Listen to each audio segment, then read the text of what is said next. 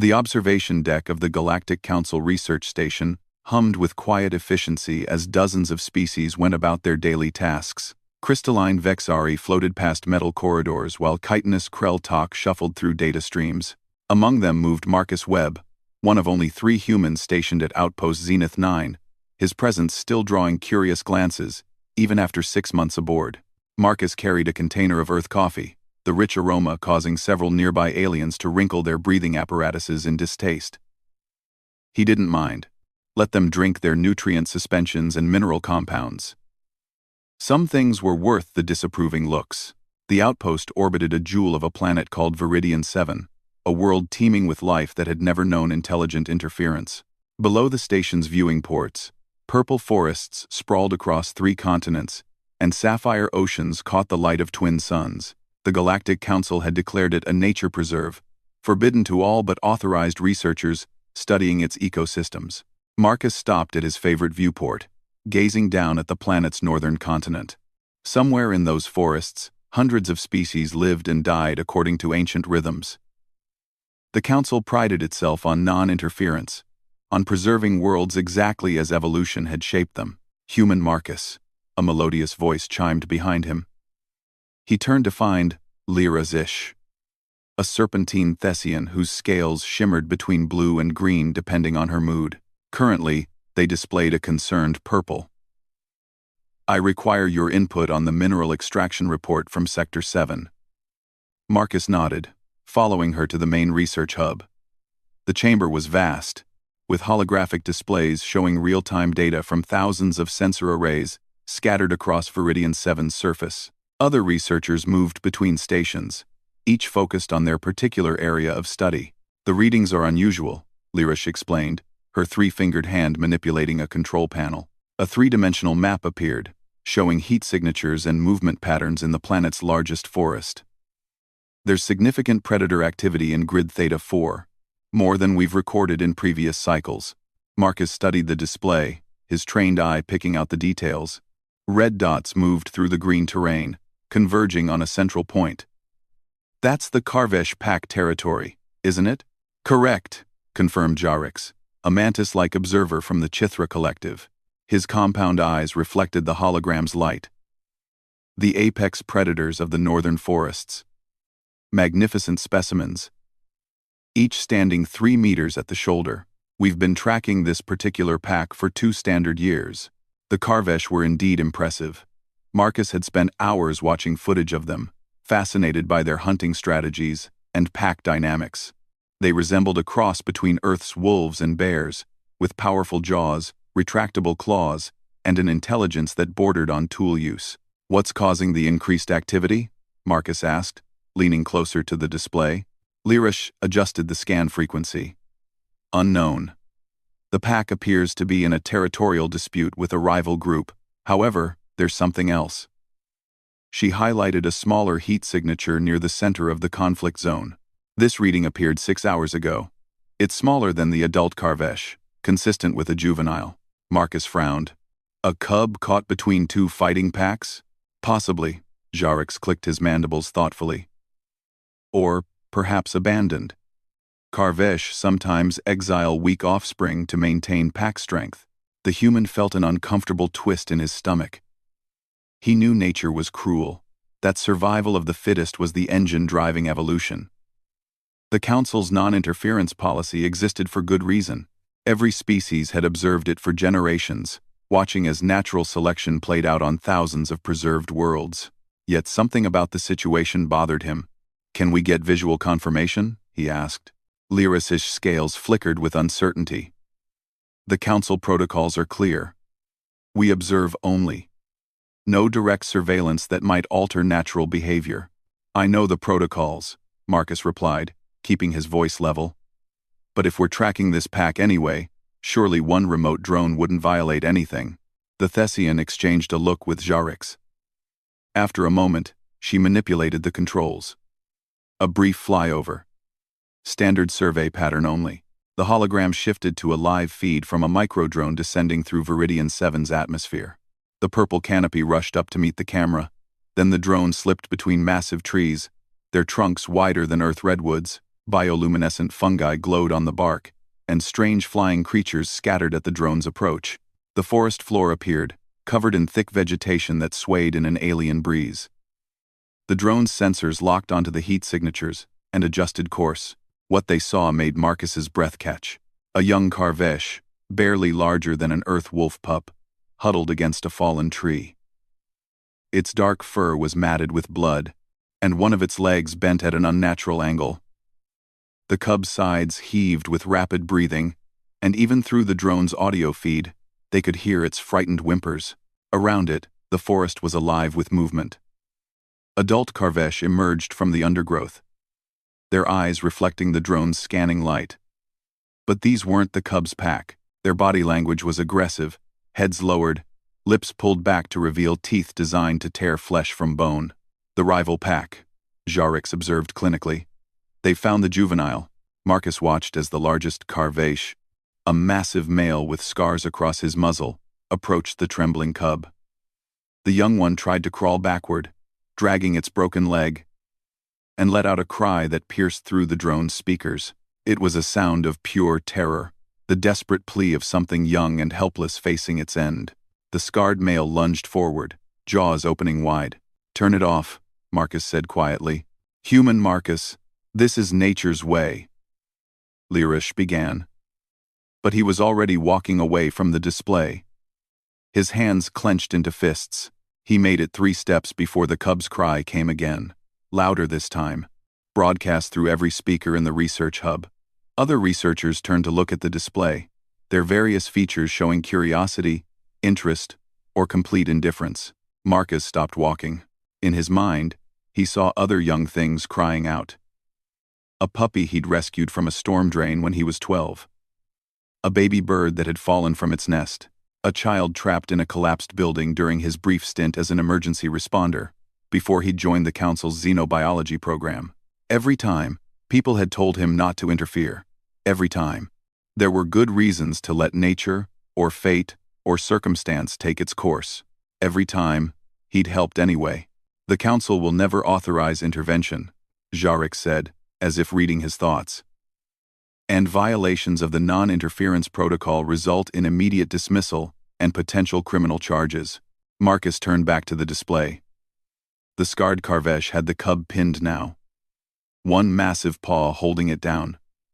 The young one's cries had become weaker, more desperate. "How long would it take to reach that location?" Marcus asked.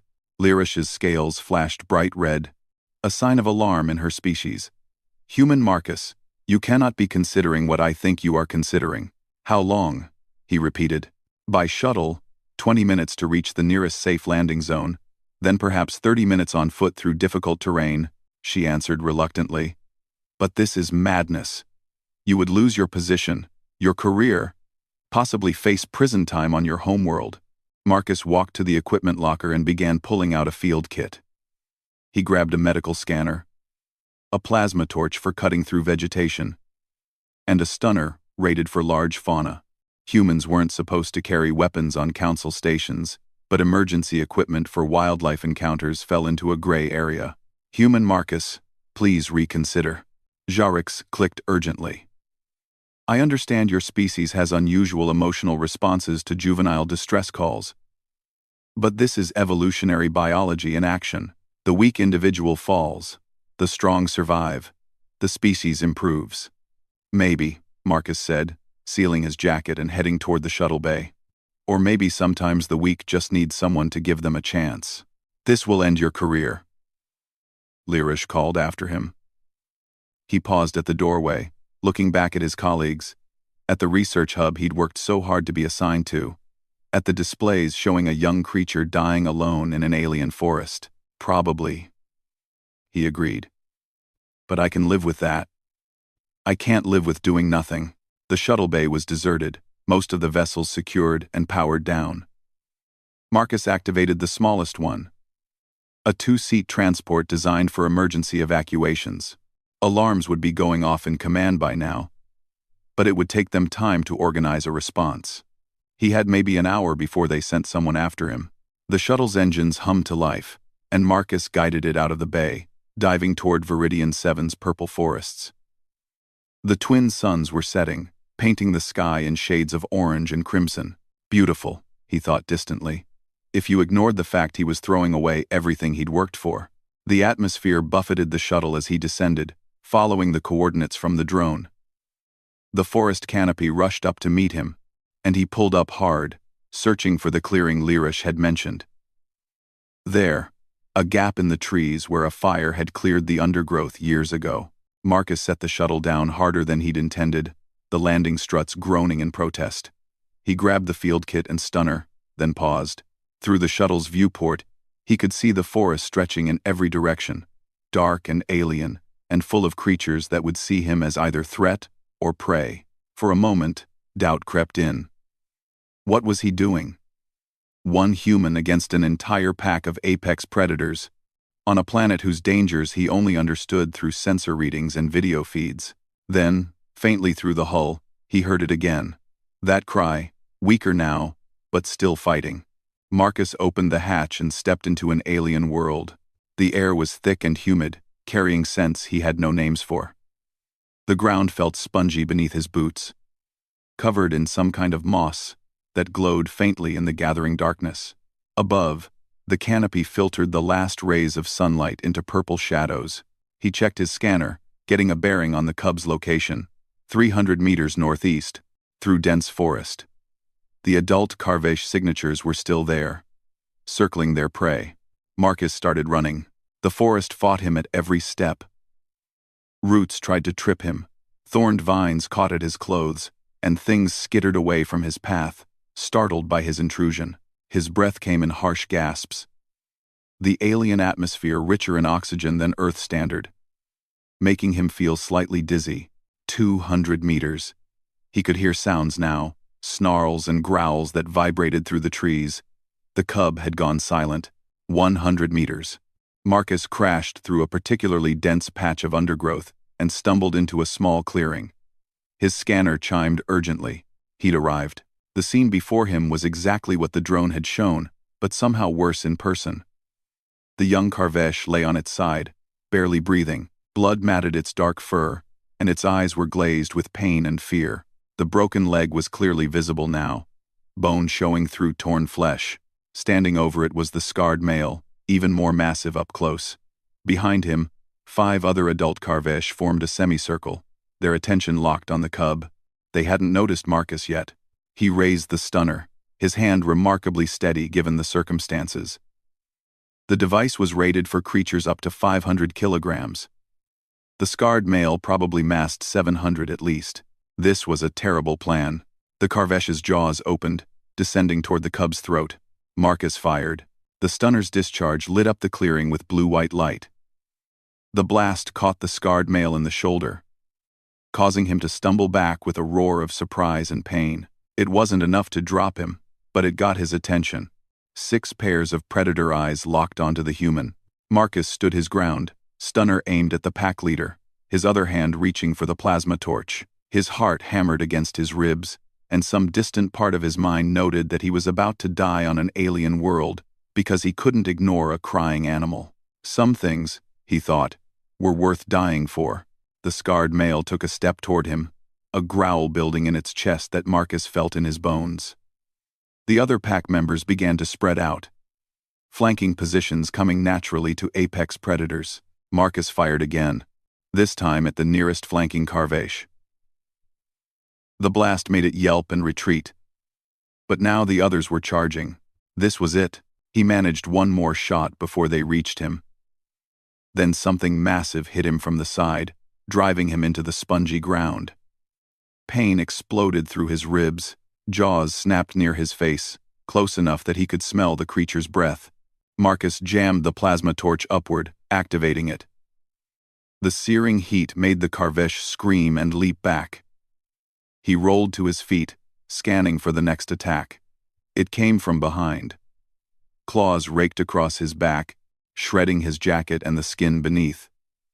Marcus spun, swinging the torch in a wide arc. The blue flame caught another Karvesh across the muzzle, and it retreated with a howl, but there were too many. Even as he fought off one, others darted in, testing his defenses. They were intelligent, coordinating their attacks, wearing him down. A massive paw struck his arm, sending the stunner flying into the undergrowth. The plasma torch followed seconds later, when jaws clamped onto his wrist. Marcus felt bones crack. He fell to his knees, blood running down his back, his broken wrist hanging uselessly. The pack surrounded him now, their victory certain. The scarred male approached slowly, savoring the moment. This strange creature that had dared interrupt their hunt would become a lesson to anything else foolish enough to interfere. Marcus looked past the advancing predator to where the young Karvesh still lay. The cub's eyes were open now, watching. Their gazes met across the clearing. Predator and human, young and old, dying and soon to be dead. At least the cub wouldn't die alone, Marcus thought. At least someone had answered its cry. The scarred male's jaws opened wide, ready to deliver the killing bite. The silence that followed was absolute. Marcus blinked, confused. The scarred Karvesh stood frozen, its jaws still open but not moving. Around the clearing, the other pack members had gone completely still, their bodies rigid with tension. Then he heard it. A sound unlike anything he'd encountered in all his xenobiology training. It started low, barely audible, then built into something that made the air itself vibrate. Not quite a growl, not quite a roar, something primal that spoke to instincts older than civilization. The sound came from behind him. Marcus tried to turn his head, but pain lanced through his back and broken wrist. He managed to shift enough to see movement at the edge of the clearing, shadows that hadn't been there before, massive shapes emerging from the purple undergrowth. More Karvesh, many more, but these were different. Their fur was darker, almost black in the fading light, and they moved with a confidence that spoke of absolute territorial dominance. At their head walked a female that dwarfed even the scarred male, her body crisscrossed with old battle scars that told of a long life spent fighting and winning. The original pack's matriarch, Marcus realized through his pain-fogged mind. The cub's actual family had arrived. The scarred male backed away from Marcus, his earlier aggression replaced by wariness. His pack members pressed closer together, suddenly looking less like fearsome predators and more like trespassers caught somewhere they didn't belong. The matriarch's eyes swept across the clearing, taking in the wounded cub, the strange bipedal creature bleeding on the ground, and the rival pack that had dared enter her territory. She made that sound again, deeper this time, and the very ground seemed to tremble. The scarred male made his decision. With a sharp bark to his pack, he turned and fled.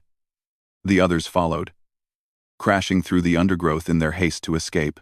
Within seconds, the rival pack had vanished, leaving only swaying vegetation in their wake. Marcus slumped forward, relief and blood loss making him dizzy. He'd done it. The cub was safe. Whatever happened now, he'd achieved that much. The matriarch approached him slowly, her massive head lowering to his level. This close, Marcus could see intelligence in those eyes, a calculating awareness that went beyond simple animal cunning. She sniffed at him, her breath hot against his face. He waited for the killing blow. Natural behavior would demand it. He was an unknown threat, wounded prey, something to be eliminated or ignored. Either way, his story ended here, in this alien clearing. His body eventually found by a council recovery team. The matriarch's tongue lapped at the blood on his face. Marcus froze, unsure what the gesture meant. Was she tasting him? Determining if he was edible? But then she did something that defied everything he knew about apex predator behavior. She turned her back on him, presenting her vulnerable spine and hindquarters, and walked to where the cub lay whimpering. It was a gesture of trust, of acknowledgement. Other members of the matriarch's pack emerged from the forest, 8 adults and 3 juveniles. They formed a protective circle around the clearing, watching the shadows for any sign of the rival pack's return. 2 of them approached Marcus, sniffing cautiously, but made no aggressive moves. The matriarch nuzzled the injured cub, making soft rumbling sounds that were clearly meant to comfort. The young one responded weakly, trying to lift its head. The broken leg dragged uselessly, and fresh blood welled from its wounds. Marcus watched as the matriarch examined her offspring, her body language shifting from relief to something that looked almost like despair. She understood, he realized. She knew the cub couldn't survive in this condition. In the wild, with a broken leg and those wounds, infection would set in. The young one would die slowly, painfully, within days. The matriarch looked at Marcus again, and he saw something in her eyes that transcended species. A mother's grief, a question without words. "Can you help?" His medical training kicked in despite the pain. Marcus forced himself to his knees, then his feet, swaying but upright. His field kit had survived the attack. Its contents scattered nearby. He gathered what he could with his good hand, moving slowly so as not to startle the watching pack. The matriarch stepped aside, allowing him to approach her cub. Marcus knelt beside the young Karvesh, his hands moving with practiced efficiency despite the broken wrist. He pulled out the medical scanner, running it over the cub's body. The readout showed internal bleeding, 3 fractured ribs, the obvious broken leg, and deep lacerations across its flank. Serious, but treatable. If this were a human patient in a proper medical facility, survival chances would be excellent. But here, with limited supplies and no sterile environment, the odds were much worse. The cub whimpered as Marcus touched the broken leg, trying to assess the damage. The bone had snapped cleanly, which was good. No splintering meant a better chance of proper healing. But setting it would require sedation, surgical intervention, and weeks of immobilization. He had none of those things. Marcus sat back, thinking fast. His wrist throbbed, his back burned where the claws had raked him, and blood loss was making the world tilt at odd angles. If he didn't get back to the shuttle soon, he'd pass out, and the local wildlife would make short work of him. But the cub needed help now. Minutes mattered. He looked up at the matriarch, at the other pack members watching with their unblinking predator stares. An idea formed, crazy and desperate, but possibly the only chance. Marcus pointed at the shuttle's location, then mimed walking. The matriarch tilted her head, clearly not understanding. He tried again, this time pulling out his communicator and showing her the holographic display of the forest with the shuttle's position marked. Still nothing. Marcus growled in frustration, then immediately regretted it as the pack tensed. He held up his hands, showing he meant no threat, then tried a different approach. He gently touched the cub's broken leg, then pointed at his own broken wrist. Pain. He was trying to communicate. Injury. Then he mimed, treating the wrist, wrapping it, and pointed again toward the shuttle. The matriarch watched him intently. Seconds stretched into minutes. Then, slowly, she moved to the cub's other side. With surprising gentleness, she gripped the young one by the scruff of its neck. The cub cried out in pain as movement jostled its injuries, but the matriarch held firm. She looked at Marcus, waiting. He understood. She would carry her offspring. He needed to lead the way. Marcus stood, swaying again but managing to stay upright. He activated his communicator's navigation function and started walking, following the glowing path back toward the shuttle. Behind him, he heard the soft sounds of the pack following. It was the strangest procession imaginable. A wounded human leading a group of apex predators through an alien forest. The matriarch carrying her injured cub, while the rest of the pack maintained a protective formation. Any sane person would call it suicide. The Karvesh could turn on him at any moment, deciding the strange creature was more threat than help, but they didn't. The journey back took twice as long as Marcus's initial rush to the clearing. He had to stop frequently, leaning against trees as dizziness threatened to overwhelm him. Each time, the pack stopped too, waiting patiently for him to continue. The forest around them had come alive with night sounds. Bioluminescent creatures floated between the trees like living lanterns. Strange calls echoed through the canopy. Once, something large crashed through the undergrowth nearby. But the Karvesh pack's combined presence sent it fleeing in the opposite direction. Marcus's communicator chimed. Incoming call from the research station. He ignored it. They'd be demanding he return immediately, threatening him with everything from dismissal to arrest. None of it mattered now. Finally, after what felt like hours, they reached the clearing where he'd landed the shuttle. The small vessel sat exactly as he'd left it, its running lights creating a circle of illumination in the darkness. The matriarch stopped at the clearing's edge, unwilling to approach the unfamiliar machine. Her pack members fanned out, nervous, growling softly at this strange metal thing. Marcus approached the shuttle alone, cycling the airlock. The interior lights activated, and he grabbed the emergency medical kit, much more extensive than the field version. He also pulled out a portable surgical unit, designed for emergency procedures in the field. When he turned back, the matriarch had moved closer, still carrying her cub. She laid the young one down carefully at the edge of the shuttle's light, then backed away. Watching, Marcus spread out the medical equipment on the cleanest patch of ground he could find.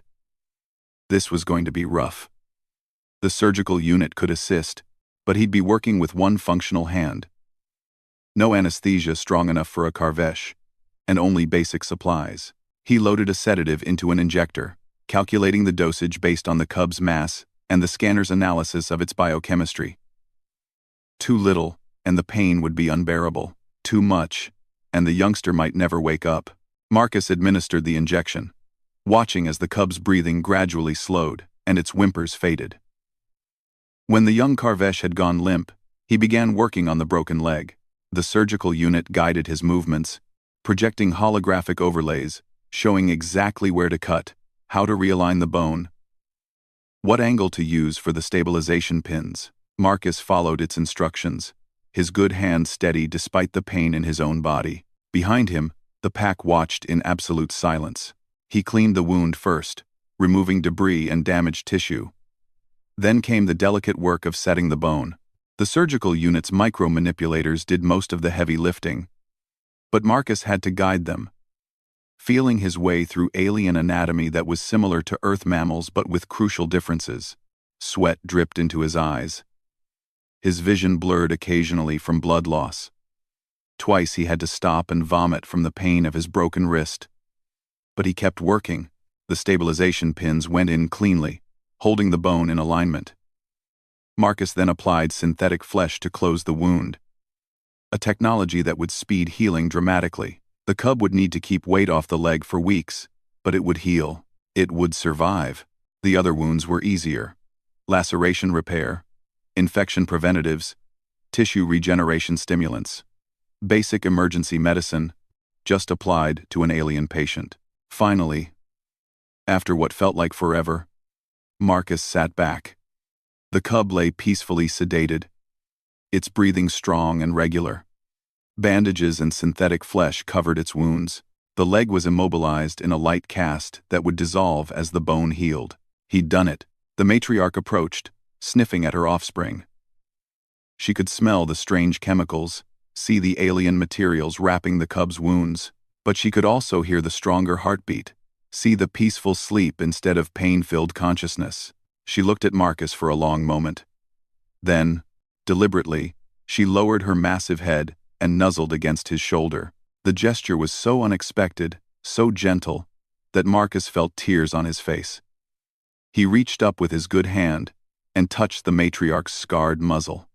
Across species, across worlds, across the vast gulf between predator and human, understanding passed between them. "Thank you," her eyes seemed to say. "You're welcome," his touch replied. The moment broke when Marcus's communicator chimed again, more urgently this time. He checked the display and saw multiple incoming shuttles, probably security forces from the station. They'd be here in minutes. The matriarch sensed the change in his demeanor.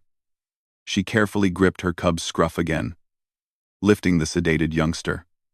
The other pack members gathered close, forming a protective escort. Marcus stood, watching as they prepared to leave.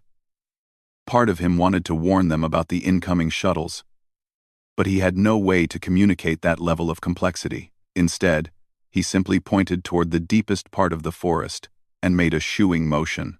The matriarch understood. With a final look at the strange creature who had saved her offspring, she turned and led her pack into the darkness. Within seconds, they had vanished, leaving only swaying vegetation and the lingering scent of wild things.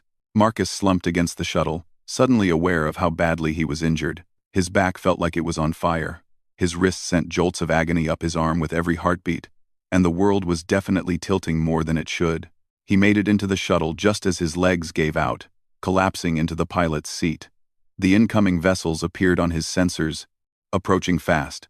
Using his good hand, Marcus activated the shuttle's medical bay, instructing it to treat his injuries. Synthetic flesh began sealing the claw marks on his back. A stabilization cast formed around his broken wrist. Pain medication flooded his system, finally dulling the worst of the agony. The first security shuttle landed nearby, its spotlights flooding the clearing. Armed personnel emerged, weapons ready, expecting who knew what after a researcher had gone rogue and violated the Council's most sacred protocol. They found Marcus sitting in his shuttle's doorway, covered in blood, both his own and alien, grinning like an idiot despite the pain. "You're under arrest for violation of the non-interference protocol," the security chief announced, a bulky Kreltok whose armored carapace gleamed in the spotlights. "You have the right to remain silent during transport to the station, where you will face formal charges." "I know," Marcus replied, his voice slurred from the pain medication. "Worth it, though." The security chief's mandibles clicked in what might have been confusion or disapproval. "You've destroyed your career for an animal that will likely die anyway." The Galactic Council does not look favorably on emotionally compromised individuals. Marcus thought about the matriarch's eyes, the trust in that moment when she'd allowed him to treat her cub. He thought about the young Karvesh, sedated and healing, being carried to safety by its family. "Maybe," he said. "But that cub had someone answer when it cried out. That has to count for something." The security chief said nothing, merely gesturing for his team to help Marcus into their shuttle. As they lifted off, heading back to the station, and whatever punishment awaited, Marcus looked out the viewport at the purple forest below. Somewhere in those trees, a young predator was learning that the universe wasn't entirely cruel. That sometimes, impossibly, help came from the most unexpected places. Marcus closed his eyes, content despite everything. He'd made his choice, and he'd make it again. The holding cell on Outpost Zenith 9 was designed for comfort rather than punishment. The Galactic Council prided itself on humane treatment even of criminals, and the small room featured a sleeping platform, basic amenities, and even a viewport showing the stars beyond. Marcus spent 3 days there, healing and waiting for the formal hearing that would determine his fate. His injuries had been properly treated in the station's medical bay. The claw marks on his back would leave scars, and his wrist would take weeks to fully heal. But he'd survive with no permanent damage. The same couldn't be said for his career. Lyrish visited him on the second day, her scales a muted gray that indicated sadness or disappointment.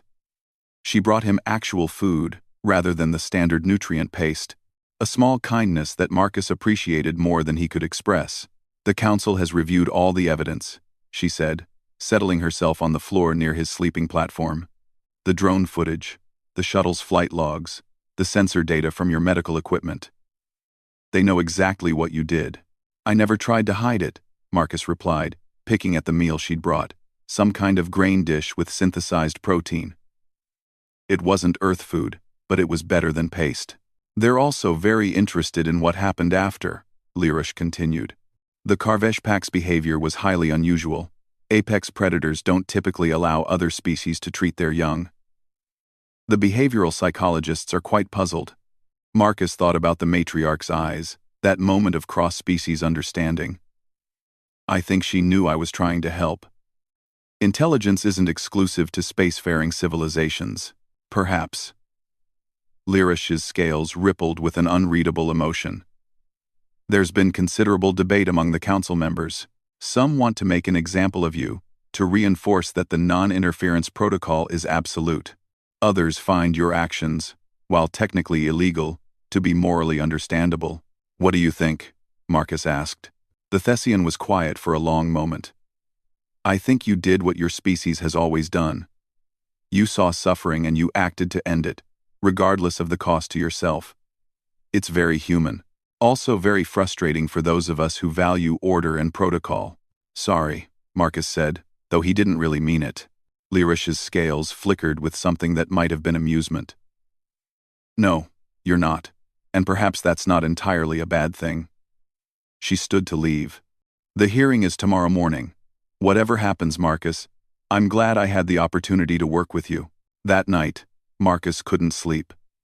He stood at the viewport, looking down at Viridian 7's purple forests. Somewhere down there, a young Karvesh was healing. Protected by its pack, the thought brought a smile to his face despite the uncertainty of his own future. The hearing took place in the station's main conference chamber, a vast room with seats for representatives from dozens of species. Marcus stood in the center, facing a panel of 5 council judges who would determine his punishment.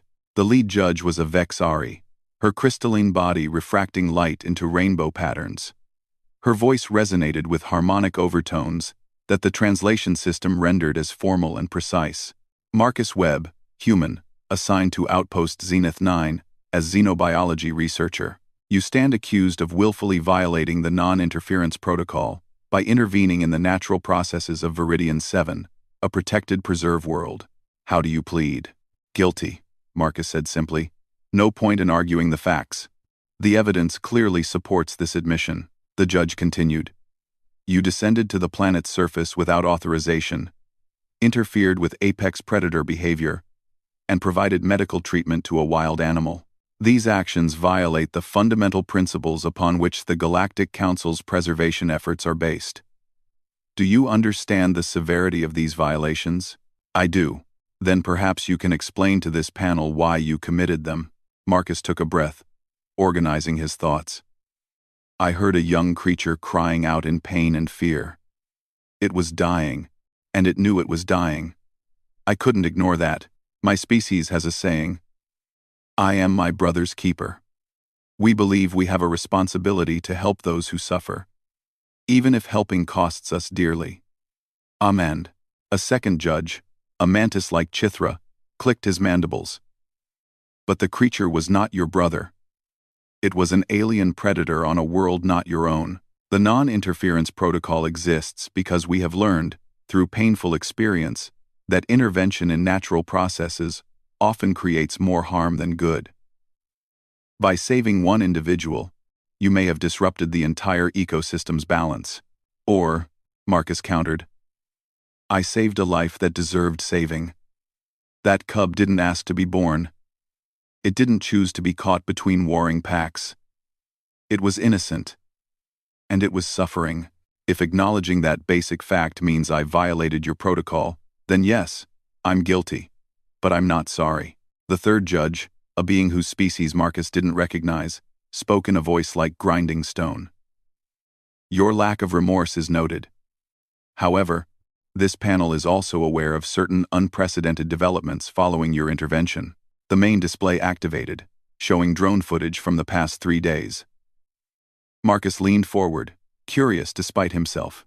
The footage showed the Karvesh pack in their territory, the young cub resting in a den while its mother stood guard.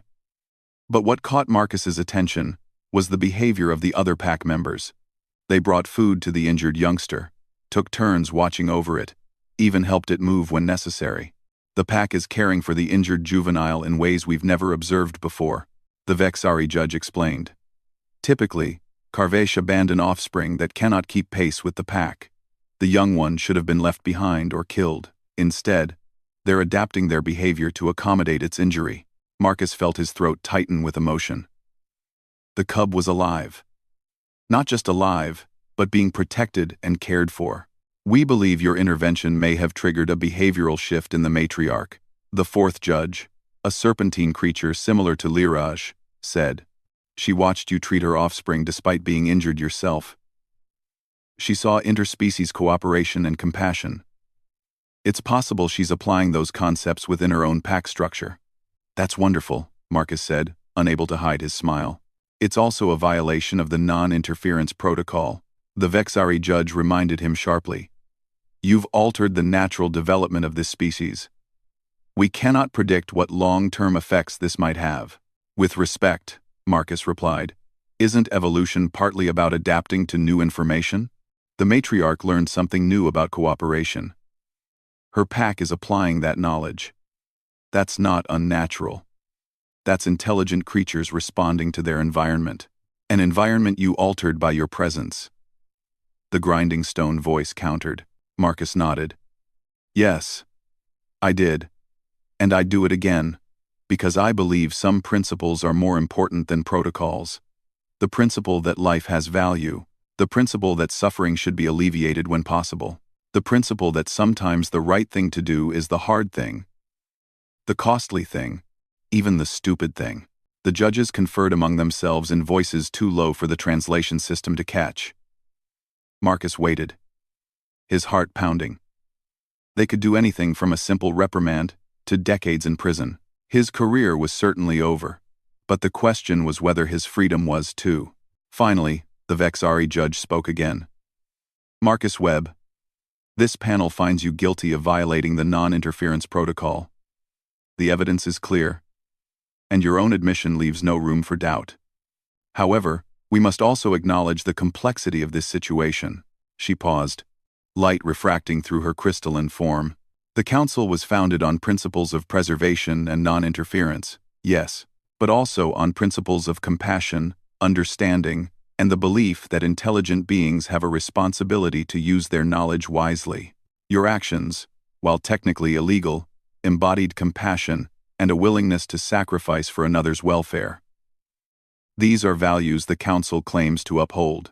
Marcus hardly dared to breathe. Therefore, this panel has reached the following decision. You are hereby dismissed from your position at Outpost Zenith 9 and are permanently barred from working in the council's preservation program. Your actions cannot go unpunished, as to do so would undermine the protocols we all must follow.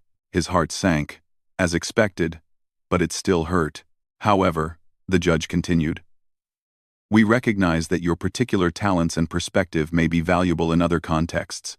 The Council maintains several programs dedicated to rescue and rehabilitation of endangered species on worlds where intervention has been explicitly authorized.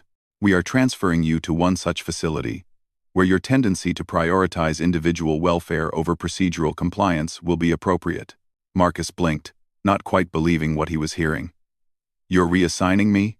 Not imprisoning me? Consider it a compromise, the Chithra judge clicked. You broke the rules, but for reasons we cannot entirely condemn, you'll be working with species that need exactly the kind of aggressive intervention you're inclined toward. Perhaps your instincts will be an asset rather than a liability. And if you ever violate protocol again, the Serpentine judge added, even in this new position, you will face the full consequences. This is your one chance, human Marcus. Use it wisely. Marcus felt tears on his face and didn't bother to wipe them away. Thank you. I won't waste this opportunity. See that you don't, the Vexari judge said. This hearing is concluded. You will be transported to Rehabilitation Station Gamma 5 within the week. Dismissed. As Marcus left the chamber, he found Lyris and Jarix waiting in the corridor. The Thessian's scales shimmered with pleased purple hues, while the Chithra's mandibles clicked in what Marcus had learned to recognize as satisfaction. You had no faith in the council's wisdom, Lyris chided gently. Some of us argued strongly that your actions, while prohibited in a preservation context, demonstrated exactly the qualities needed for rehabilitation work. Oh, you argued for me? Marcus asked, surprised. Of course, Jarix responded. You may be impulsive and emotionally driven, but you're also skilled, dedicated, and willing to risk everything for what you believe is right. The Council needs individuals like you, Marcus. We simply need to put you where those qualities are beneficial rather than problematic. Marcus laughed, relief making him giddy. I don't know what to say. Say you'll be more careful in the future, Lyrish suggested, and perhaps occasionally listen to protocols instead of immediately breaking them. I'll try, Marcus promised. Though I'm not making any guarantees. 3 days later, Marcus stood in the shuttle bay, his belongings packed and his transfer orders confirmed. He took one last look at the observation deck where he'd spent so many hours, at the research hub where he'd worked with beings from across the galaxy. Then he boarded the transport that would take him to his new assignment, to a place where saving lives wasn't a violation but a mission. where his instinct to help wouldn't be a liability but exactly what was needed. As the transport pulled away from Outpost Zenith 9, Marcus looked down at Viridian 7 one final time. The purple forest stretched across continents, hiding countless lives living and dying according to nature's ancient patterns. Somewhere in those forests, a young Karvesh was learning to walk again on a healed leg. Learning that the universe could be cruel. Yes. But also that sometimes, when you cried out, someone answered. The transport jumped to faster than light speed, and Viridian 7 disappeared into the distance. But Marcus carried the memory with him. A reminder of why he'd chosen this path in the first place: to help, to heal, to answer the cries of those in need, whatever the cost. And in the weeks and months that followed, that's exactly what he did. Rehabilitation Station Gamma 5 orbited a world recovering from ecological disaster. Its facilities dedicated to saving species pushed to the brink of extinction. Marcus threw himself into the work with the same passion he'd shown on Viridian 7, but this time his actions were sanctioned, encouraged, celebrated. He saved infant creatures whose parents had died in habitat collapse. He developed new medical techniques for treating alien physiologies. He worked 100-hour weeks without complaint, because every moment meant another life given a second chance. Word of his dedication spread. Other researchers requested transfers to work with him. The Council's rehabilitation programs expanded, inspired by the success of Station Gamma 5. Lives were saved by the thousands, species pulled back from the edge of oblivion. And sometimes, late at night when the station was quiet, Marcus would stand at the observation deck and think about a young predator crying out in an alien forest. About a choice he'd made that had cost him one career but given him another, better one. About how sometimes breaking the rules was the right thing to do. Years passed. Marcus's work earned him recognition throughout the Council. He became the lead xenobiologist for the entire rehabilitation program, overseeing facilities across dozens of worlds. His papers on cross-species medical intervention became required reading for anyone entering the field. But he never forgot where it had started. Never forgot the lesson he'd learned in that purple forest. That compassion was universal. That suffering demanded response, regardless of species or protocol. That when someone cried out, it was a privilege and a responsibility to answer. And that humans, with all their faults and emotional volatility and tendency to break rules, had something valuable to offer the galaxy. Not despite their compassion, but because of it. One day, 15 years after the incident on Viridian 7, Marcus received an unusual data package. It had been forwarded through several channels. Its origin tagged as Outpost Zenith 9. He opened it to find drone footage from the planet below. The purple forests were unchanged, still wild and beautiful. But the footage zoomed in on a particular pack of Karvesh, and Marcus's breath caught.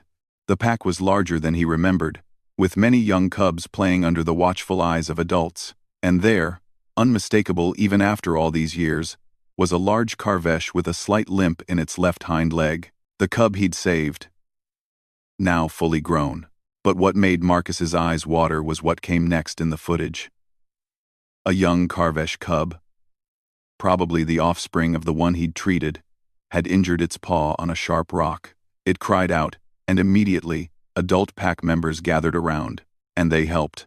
They cleaned the wound with their tongues, brought soft moss to cushion the injury, adjusted their hunting patterns to accommodate the youngster's slower pace, behavior that should have been impossible for apex predators, behavior that broke all the established patterns, behavior learned from watching a human show compassion to one of their own. The footage ended with a note from Lyrishish. Now the head of Outpost, Zenith 9. You changed more than one life that day, Marcus. You changed how an entire species thinks about caring for their vulnerable. The behavioral shifts have spread to other packs. The Karvesh are evolving, developing social structures more complex than we ever imagined possible. Some on the Council still argue you violated sacred protocols. But I think you taught us all something important. That sometimes evolution needs a push. That compassion is as much a survival trait as strength or speed. That when young things cry out, answering them isn't interference. It's the right thing to do. Thank you for reminding us of that. Your friend, Liraz. Marcus saved the footage, watching it again and again. The cub had lived, had thrived, had learned compassion from a desperate human's actions, and passed that lesson to its own offspring. One choice, made in a moment of crisis, had rippled outward in ways he'd never imagined. Not just for him, not just for one young predator, but for an entire species learning a new way to be. He thought about the Council's non-interference protocol, about the fear of disrupting natural processes. Those fears weren't baseless. Intervention could cause harm, could create dependencies, could destroy the very things people tried to save. But sometimes, Marcus thought, interference was exactly what was needed. Not interference born of arrogance or a desire to control, but intervention rooted in compassion, in the simple belief that life mattered and suffering should be opposed wherever it appeared. The galaxy was vast and often cruel. Nature red in tooth and claw, as an old Earth poet had written, but it was also full of beings capable of kindness, of sacrifice, of reaching across the gulfs between species to say, "You are not alone." Marcus returned to his work, to the countless creatures that needed his help. Each one, a universe unto itself. Each one worthy of the effort it took to save them. And somewhere on a distant world, purple forests swayed in alien winds. Predators hunted and were hunted. Life continued its endless cycle of birth and death and renewal. But now, when young things cried out in pain or fear, they were more likely to receive an answer. Because one human had decided that some rules were worth breaking, and a wise predator had learned that compassion could be as powerful as any claw or fang. The wild had fallen silent that day, awed by an act of courage and kindness that transcended species. The silence had become a story, passed from pack to pack, generation to generation. The story of the day a young predator cried out, a human responded, and everything changed. Marcus smiled, looking up at the stars. Somewhere out there, that young Karvesh was living its life, raising its own cubs, teaching them lessons learned from the strangest teacher imaginable. And that, Marcus thought, was worth everything it had cost him. Worth breaking the rules, worth risking his life, worth every moment of pain and uncertainty. Because in the end, answering that cry hadn't just saved one life. It had proven something fundamental about the universe, something that all the protocols and rules couldn't diminish. That compassion was the greatest survival trait of all. That caring for others, even across impossible divides, was what separated mere existence from true living. That humanity's greatest strength wasn't their technology or their cleverness, but their stubborn, beautiful refusal to ignore suffering when they saw it. The young predator had cried out, and the human had responded. And the wild, in all its savage beauty, had learned something new about what it meant to be alive in a universe big enough for both nature's cruelty and compassion's grace. Marcus turned back to his work, content in the knowledge that his choice, made in a purple forest so long ago, continued to echo through the galaxy. One life saved, one species changed, one human's instinct to help, proving that sometimes, the bravest thing you can do is care, even when it costs you everything. Especially then, because that's what it meant to be human, to see suffering and refuse to look away, to hear cries and insist on answering, to break every rule if that's what it took to help. And the galaxy, vast and ancient and full of wonders, was slowly learning that humanity's compassion was a force as inevitable as gravity, as enduring as the stars themselves. The young predator had cried out, the human had responded, and nothing would ever be quite the same.